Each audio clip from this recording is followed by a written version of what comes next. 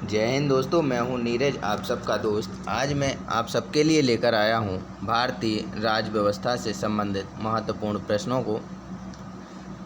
प्रश्नों को हल करने से पहले आज हम भारतीय राज व्यवस्था के बारे में जानेंगे कि हमारा संविधान बना कैसे, इसका उद्भव कहां से हुआ, प्रस्तावना कहां से ली गई, नागरिकता के परिप्रेक्ष्य में क्या क्या कानून हैं। तो चलिए आज की क्लास प्रारंभ करते हैं।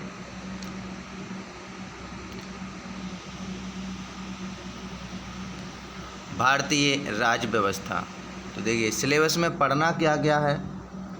संविधान का निर्माण कैसे हुआ, संविधान का उद्भव, प्रस्तावना, नागरिकता, मौलिक अधिकार, राज्य के नीति निर्देशक तत्व, मौलिक कर्तव्य, संसद के अंतर्गत लोकसभा, राज्यसभा और राष्ट्रपति को पढ़ेंगे। न्यायिक व्यवस्था मतलब सर्वोच्च न्यायालय और उच्च न्यायालय। राज्य सरकार के बारे में पढ़ेंगे। क्षेत्रीय सरकार और संवैधानिक संस्थाओं के बारे में जानेंगे। सरकारें दो तरह की होती हैं, केंद्र सरकार और राज्य सरकार। केंद्र सरकार में मुखिया जो डीजर होता है, नॉमिनल हेड मतलब नाम मात्र का मुखिया होता है हमारे प्रेसिडेंट यानी राष्ट्रपति, और डी फैक्टर मतलब होता है रियल हेड, जो वास्तविक मुखिया होता है वो प्रधानमंत्री होते हैं केंद्र सरकार में। राज्य की बात करें तो नॉमिनल हेड राज्य के राज्यपाल होते हैं, मतलब नाम मात्र के मुखिया होते हैं, और स्टेट में रियल हेड वहाँ के मुख्यमंत्री होते हैं। संविधान दो तरह से हो सकता है, लिखित और अलिखित। भारतीय संविधान लिखित संविधान है, जबकि इंग्लैंड या ब्रिटेन का संविधान कहें तो ये अलिखित संविधान है। संविधान जहाँ का लिखित होता है वहाँ संविधान ही सर्वोच्च होता है, और जैसे इंग्लैंड में अलिखित संविधान है तो यहाँ पार्लियामेंट सुप्रीम होती है। यहाँ कॉन्स्टिट्यूशन से बड़ा पार्लियामेंट को माना जाता है। देखिए सरकार सेंट्रल गवर्नमेंट में एग्जीक्यूटिव, लेजिस्लेटिव और जुडिशरी होती है, ऐसे ही स्टेट गवर्नमेंट में भी होती है। और एक तीसरी गवर्नमेंट होती है जिसे हम लोकल गवर्नमेंट कहते हैं। सेंट्रल गवर्नमेंट के अंतर्गत हम प्रेसिडेंट, वाइस प्रेसिडेंट, पीएम, इन तीन को पढ़ेंगे। लेजिस्लेटिव का मतलब होता है विधायिका, जुडिशरी यानी न्यायपालिका। तो इन तीन चीज़ों को हम सेंट्रल गवर्नमेंट के अंतर्गत पढ़ेंगे। स्टेट गवर्नमेंट के अंतर्गत भी हम कार्यपालिका, न्यायपालिका और विधायिका, इन तीनों चीज़ों को स्टेट गवर्नमेंट के अंतर्गत भी पढ़ेंगे। और लोकल गवर्नमेंट में रूरल एरिया यानी जहाँ पंचायत लगती है, और अर्बन एरिया जहाँ म्यूनसिपैलिटी जैसे नगर पंचायत, नगर निगम लगते हैं, इनका हम डिटेल में अध्ययन करेंगे।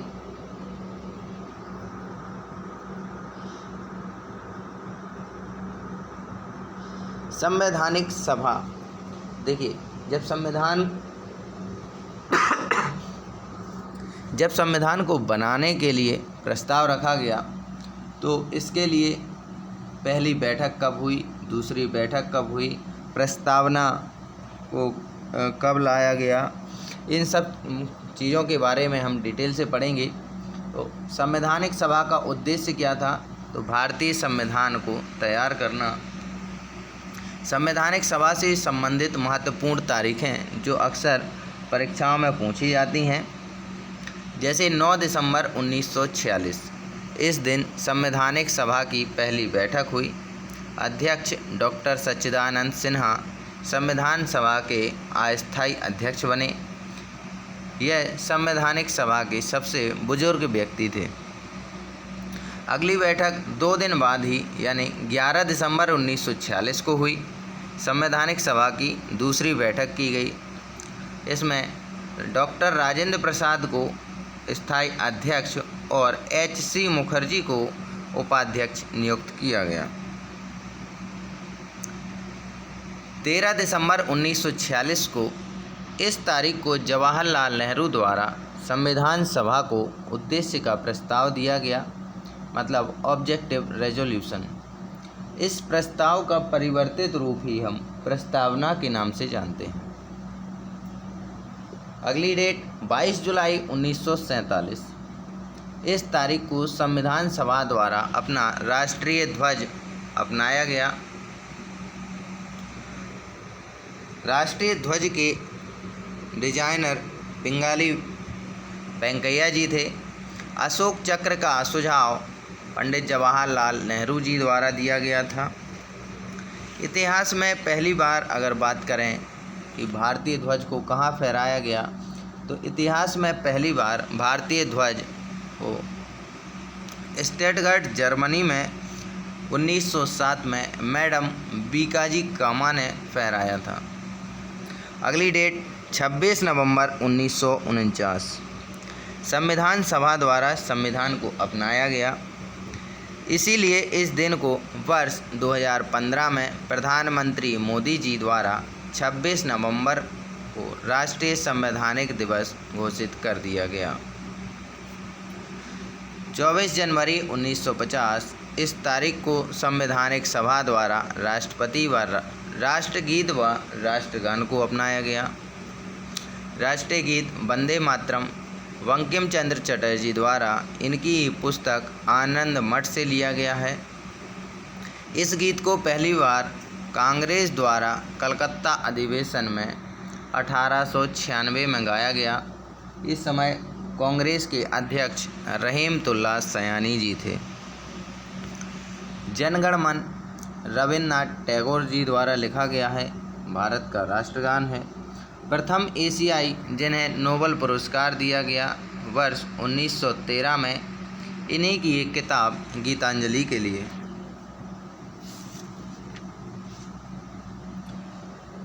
जनगण मन बंगाली भाषा में लिखा गया है। छोटे रूप में गाने में 20 सेकंड लगते हैं और अगर इसे पूरा गाया जाए तो 52 सेकंड का समय लगता है। रविन्द्रनाथ टैगोर के द्वारा बांग्लादेश का भी राष्ट्रगान लिखा गया। बांग्लादेश का राष्ट्रगान आमार सोनार बांग्ला। जैसे अपने यहाँ जनगण मन कहते हैं, ऐसे ही बांग्लादेश का राष्ट्रगान अमार सोनार बांग्ला कहलाता है। वर्ष 1911 में कलकत्ता अधिवेशन अध्यक्ष VN धर थे। आयोजन हुआ दिल्ली दरबार का। लाहौर में ब्रिटिश राजा किंग जॉर्ज पंचम के सम्मान में। इतिहास में पहली बार राष्ट्रगान को वर्ष 1911 में कलकत्ता के अधिवेशन में गाया गया। इसी अधिवेशन में किंग जॉर्ज पंचम के सम्मान में कांग्रेस द्वारा दिल्ली दरबार का आयोजन किया गया।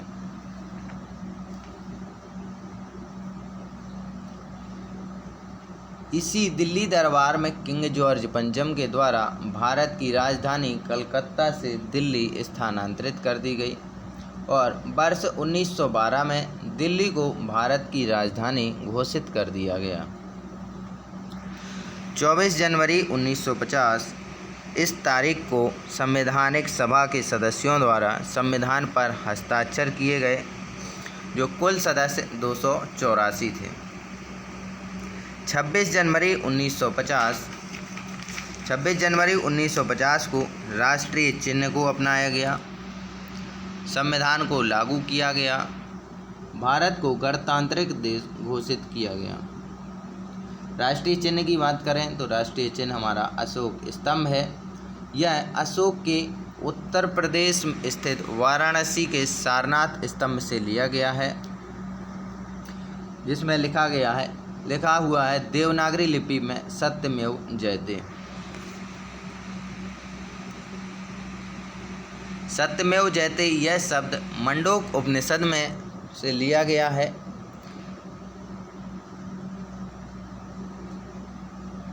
इस राष्ट्रीय चिन्ह में 4 शेर प्राप्त हुए हैं और नीचे बुल मतलब सांड, हॉर्स और एलिफेंट के बीच चिन्ह हमें मिले हैं। तो लाइन शक्ति और शाही जीवन दर्शाता है, बुल कठिन परिश्रम, हॉर्स रफ्तार एवं ऊर्जा और एलिफेंट दृढ़ संकल्प को दर्शाता है। 26 जनवरी 1950 को भारत को गणतांत्रिक देश घोषित कर दिया गया और इसी दिन को गणतंत्र दिवस के रूप में मनाया गया, क्योंकि 26 जनवरी 1930 को इतिहास में पहली बार भारतीय आज़ादी के सम्मान में पंडित जवाहरलाल नेहरू के द्वारा रावी नदी के तट पर भारतीय ध्वज फहराया गया था। इसीलिए 26 तारीख को निश्चित किया गया कि 26 तारीख को ही भारत को गणतांत्रिक देश घोषित किया जाएगा।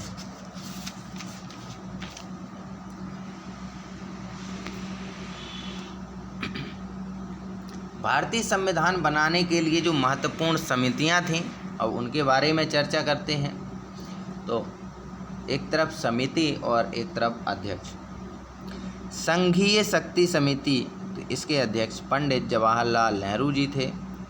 संघीय संवैधानिक समिति, इसके भी अध्यक्ष Nehru ji.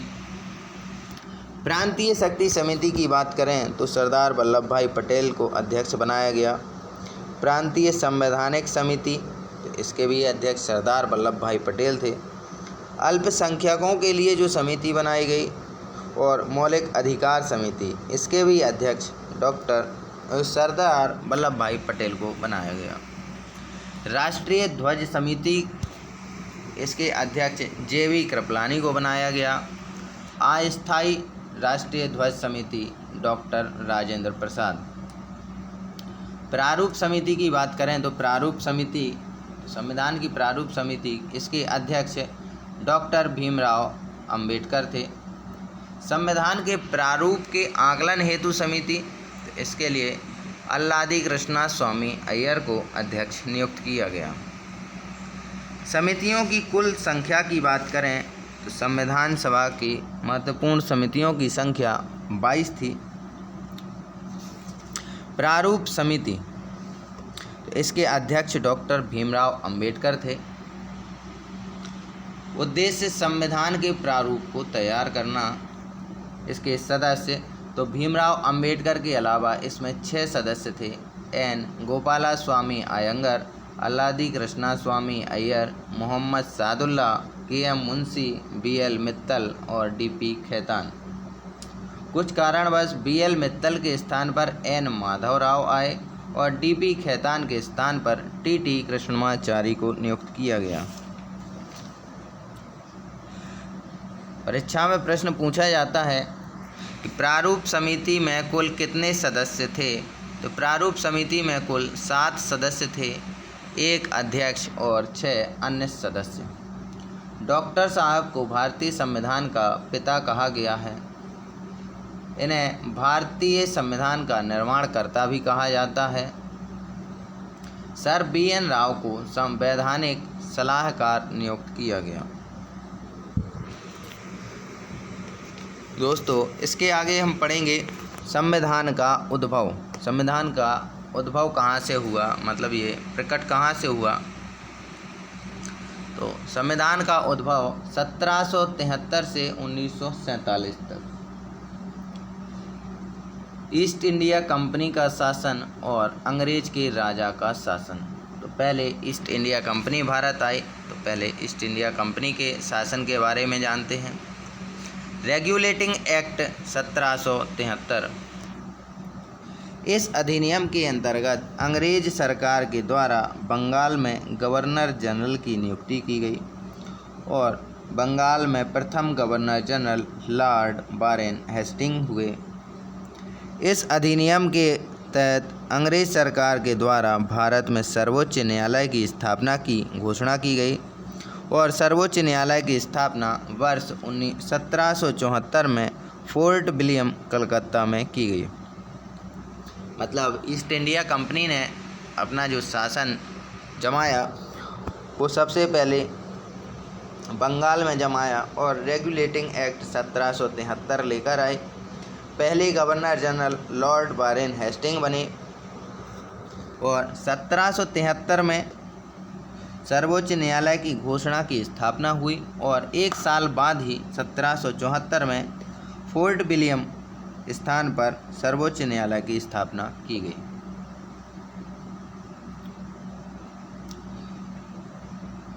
East India company का दूसरा शासन एक्ट ऑफ सेटलमेंट मतलब पिट्स इंडिया एक्ट 1784। इस अधिनियम के अंतर्गत बंगाल के दूसरे गवर्नर जनरल की नियुक्ति की गई। दूसरे गवर्नर जनरल लॉर्ड कॉर्नवालिस बने।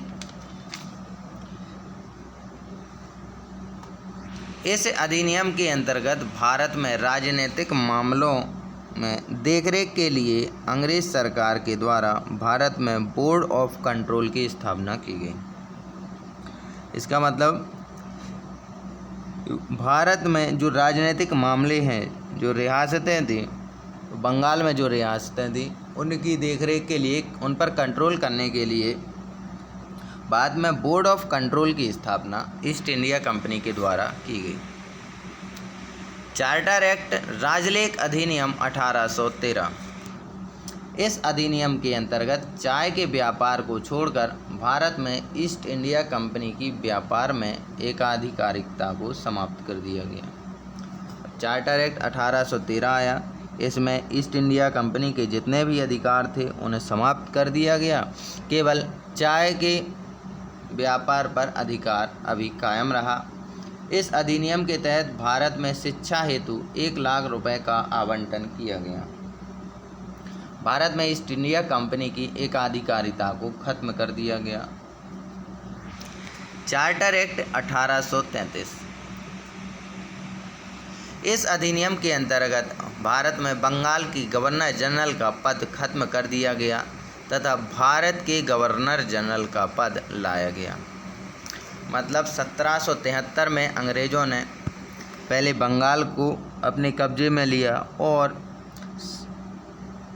60 साल आते आते, मतलब 1773 से 1833 तक आते आते इन्होंने पूरे भारत पर अपना कब्जा कर लिया और 1833 में चार्टर एक्ट लाया गया, जिसके अंतर्गत बंगाल के गवर्नर जनरल का पद भारत के गवर्नर जनरल के पद में बदल दिया गया। अगर आपसे पूछे बंगाल का आखिरी गवर्नर जनरल तो लॉर्ड विलियम बेंटिक और भारत का पहला गवर्नर जनरल तो लॉर्ड विलियम बेंटिक। इसी अधिनियम के तहत अंग्रेज सरकार द्वारा चाय के व्यापार से भी ईस्ट इंडिया कंपनी का अधिकार समाप्त कर दिया गया। लॉर्ड विलियम बेंटिक द्वारा 1829 में सती प्रथा को भी समाप्त कर दिया गया। देखिए, सन 1813 में ईस्ट इंडिया कंपनी को केवल एक अधिकार बचाया गया, वो भी चाय के व्यापार का। बाकी सभी अधिकार ईस्ट इंडिया कंपनी से हटा लिए गए और 20 वर्ष बाद 1833 में चाय के व्यापार पर भी एकाधिकारिता को समाप्त कर दिया गया।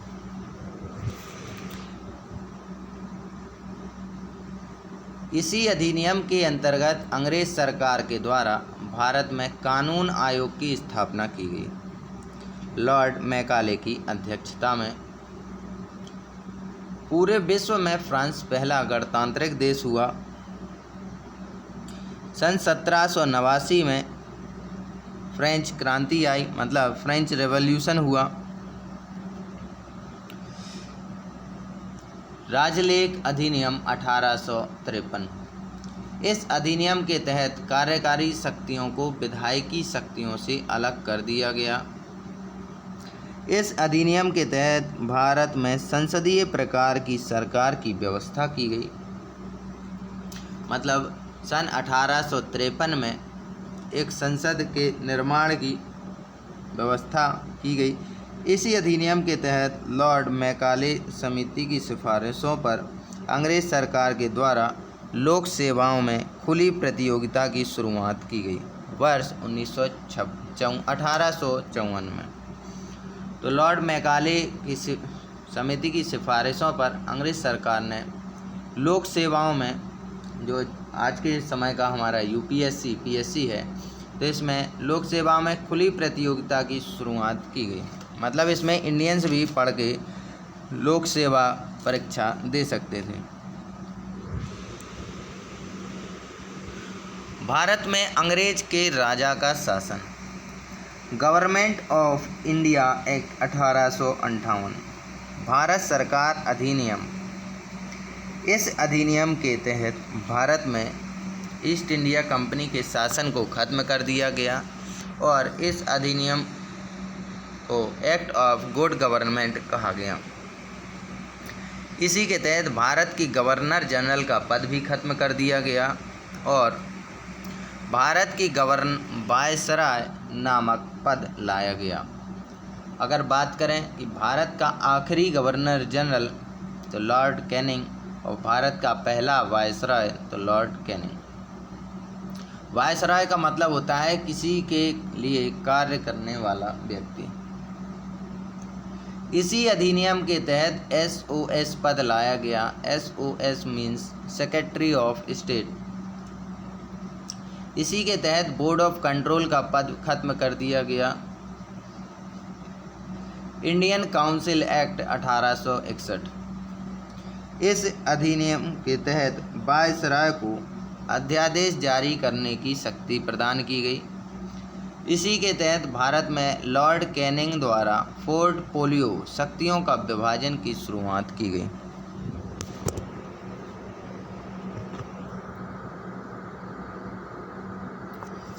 Indian council act 1892। इसी के तहत भारत में अप्रत्यक्ष चुनावों की शुरुआत की गई और इसी एक्ट के तहत बजट के ऊपर बहस करने का अधिकार प्राप्त हुआ। इंडियन काउंसिल एक्ट 1909 इसे मार्ले मिंटो सुधार के नाम से जाना जाता है। इस अधिनियम के तहत सरकार द्वारा केंद्रित विधानसभा का नाम बदलकर साम्राज्य विधान परिषद रख दिया गया। इसी के तहत लॉर्ड मिंटो के द्वारा भारत में अलग से चुनावों का प्रावधान किया गया। भारत में सांप्रदायिक चुनावों के पिता लॉर्ड मिंटो को कहा जाता है। Government of India act 1919। Montagu Chelmsford सुधार रिफॉर्म्स तो वायसराय के सुधार। इस अधिनियम के तहत अंग्रेज सरकार के द्वारा प्रांतों में डायरची की शुरुआत की गई। इसी अधिनियम के तहत भारत में प्रत्यक्ष चुनाव लाए गए। अंग्रेजों द्वारा भारत में द्विसदनीय व्यवस्था की शुरुआत की गई। केंद्रीय मुद्दों को प्रांतों से अलग कर दिया गया।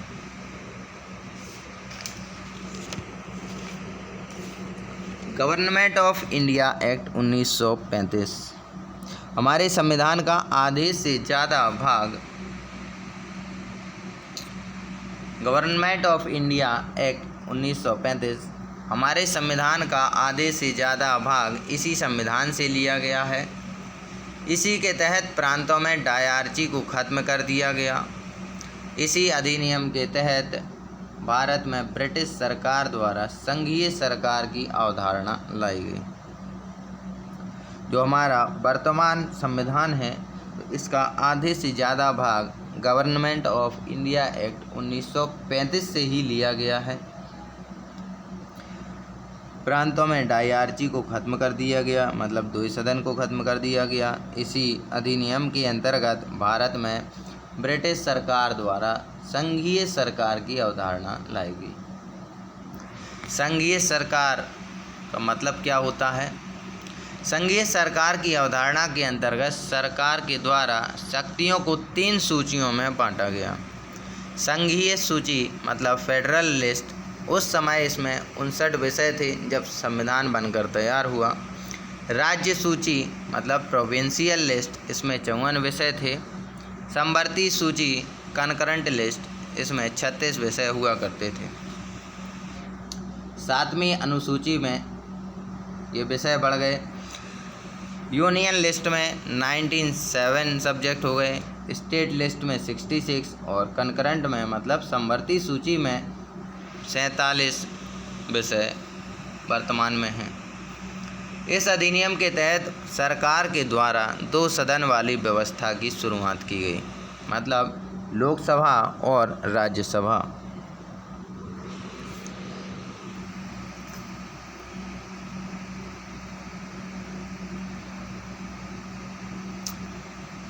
भारतीय स्वतंत्रता अधिनियम 1947।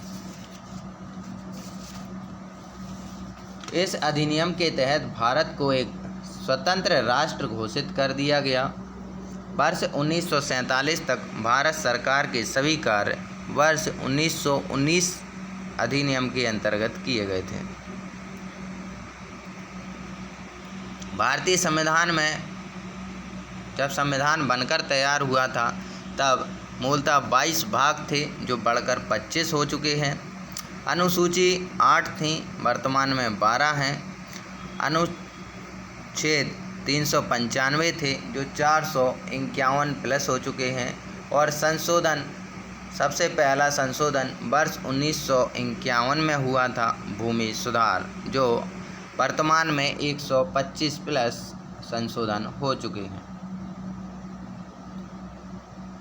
इंडियन कॉन्स्टिट्यूशन 2 फैक्टर्स हैं, रिजिड और फ्लेक्सिबल। रिजिड का मतलब होता है कठोर और फ्लेक्सिबल का मतलब होता है लचीला। तो हमारा संविधान कठोर एवं लचीला दोनों तरह से है।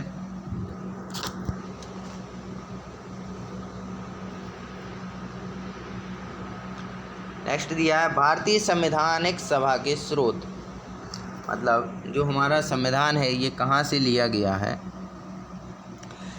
उद्भव के बारे में हमने पढ़ा कि 1773 से 1947 तक कैसे कैसे इसका उद्भव हुआ। अब हम पढ़ेंगे कि स्रोत कहाँ कहाँ से हमारे संविधान को लिया गया है। तो एक तरफ सोर्स और एक तरफ कंट्री। संसदीय प्रकार की सरकार ये हमें यूके से मिली है, क्योंकि जब अंग्रेज़ों का शासन था तब भी उन्होंने यहाँ संसदीय प्रकार की सरकार जारी रखी थी। कानून का शासन तो यूके से। सर्वोच्च न्यायालय तो ये हमारा यूएसए से है। राष्ट्रपति के पद के बारे में तो ये भी यूएसए से है। एकल नागरिकता की अवधारणा तो ये यूके मतलब यूनाइटेड किंगडम या ब्रिटेन कहते हैं, या फिर इंग्लैंड। मौलिक अधिकार यूएसए से। उपराष्ट्रपति का पद यूएसए। न्यायिक व्यवस्था यूएसए। प्रस्तावना जो संविधान की प्रस्तावना है ये भी हमने यूएसए से ग्रहण की है। DPSP directive principles of state policy ये आयरलैंड के संविधान से ली गई है।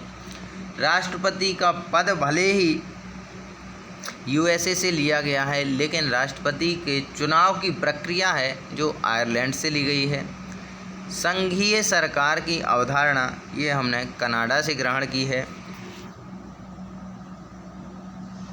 राज्यसभा में सदस्यों के नामकरण की प्रक्रिया ये भी हमने आयरलैंड के संविधान से ग्रहण की है। अवशिष्ट शक्तियाँ ये कनाडा के संविधान से ग्रहण की हैं। मौलिक कर्तव्य रसिया से। आपातकालीन प्रावधान जर्मनी से। समवर्ती सूची ऑस्ट्रेलिया। संशोधन प्रक्रिया साउथ अफ्रीका। पंचवर्षीय योजनाएं तो रसिया से ली गई हैं। पंचवर्षीय योजनाएं संविधान के अतिरिक्त एक अवधारणा है। न्यायिक पुनर्विचार की अवधारणा की बात करें तो ये यूएसए से लिया गया है। स्वतंत्र न्यायालय होगा ये यूएसए से ग्रहण किया गया है। मंत्री परिषद की अवधारणा, एक मंत्री परिषद होगी ये यूएसए से ग्रहण किया गया है। गणतांत्रिक प्रकार की सरकार की अवधारणा फ्रांस। अवशिष्ट शक्ति संसद में निहित होती है, इसका मतलब केंद्र सरकार में निहित होती है।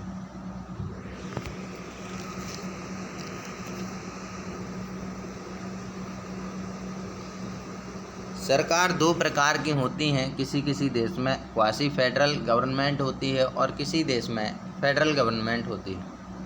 क्वासी फेडरल का मतलब होता है अर्ध संघीय और फेडरल का मतलब होता है संघीय सरकार।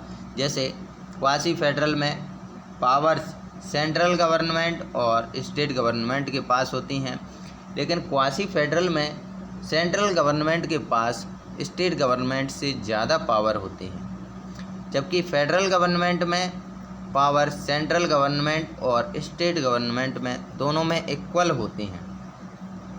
तो यूएसए और कनाडा में फेडरल गवर्नमेंट है, सेंट्रल और स्टेट के पास बराबर बराबर शक्तियां हैं।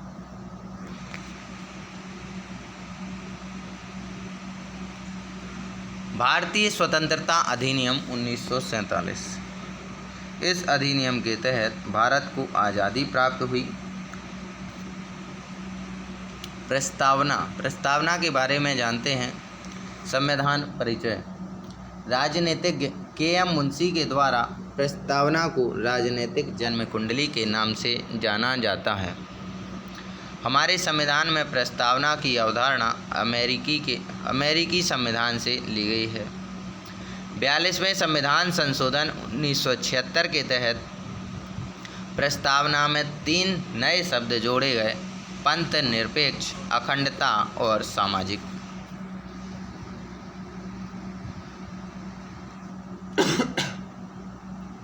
पंथ निरपेक्ष का मतलब होता है सेक्युलर। इसके द्वारा भारत सरकार के द्वारा धार्मिक समानता को बढ़ावा दिया जाता है। इसका मतलब यह है कि सरकार के द्वारा किसी भी एक धर्म को बढ़ावा नहीं दिया जाएगा। संप्रभुता। इसके अंतर्गत भारत से बाहर से कोई भी संस्था भारत सरकार को संचालित नहीं करेगी। तो संप्रभुता को इंग्लिश में सोवर्जन कहा जाता है। तीसरा शब्द लिया गया था प्रस्तावना में सामाजिक यानी सोशलिस्ट। इस अवधारणा के अंतर्गत सरकार द्वारा कल्याणकारी कार्य किए जाते हैं। भाईचारा। यह शब्द फ्रांस के संविधान से लिया गया है। इस अवधारणा के अंतर्गत एक समान भाईचारे की अवधारणा को बढ़ावा दिया जा रहा है। लोकतंत्र की अवधारणा के अंतर्गत सरकार के वास्तविक अध्यक्ष का चुनाव प्रत्यक्ष रूप से जनता के द्वारा किया जाता है।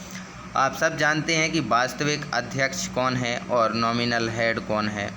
तो नॉमिनल हेड हमारे देश के राष्ट्रपति होते हैं। वास्तविक अध्यक्ष